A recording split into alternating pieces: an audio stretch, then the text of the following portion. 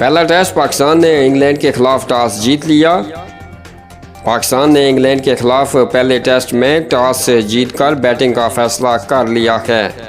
तफसीलात के मुताबिक अजहर अली ने टॉस की तकरीब के बाद गुफ्तगू करते हुए कहा कि मौसम पर हमारा कोई अख्तियार नहीं है, लेकिन हमारे ज़हन फ्रेश हैं। हम 3 स्पिनर और 3 सीमर के साथ मैदान में उतर रहे हैं, जबकि हमारे पास शादाब ऑलराउंडर भी हैं। हमारे पास ऐसे बॉलर मौजूद हैं जो सीम कर सकते हैं।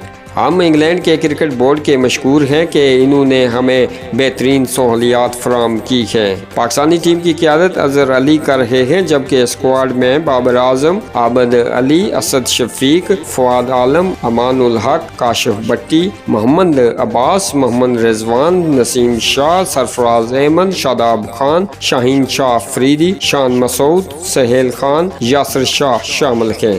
दोस्तों, वीडियो पसंद आए तो ज़रूर लाइक कीजिएगा और अपनी राय कमेंट बॉक्स में ज़रूर दीजिएगा।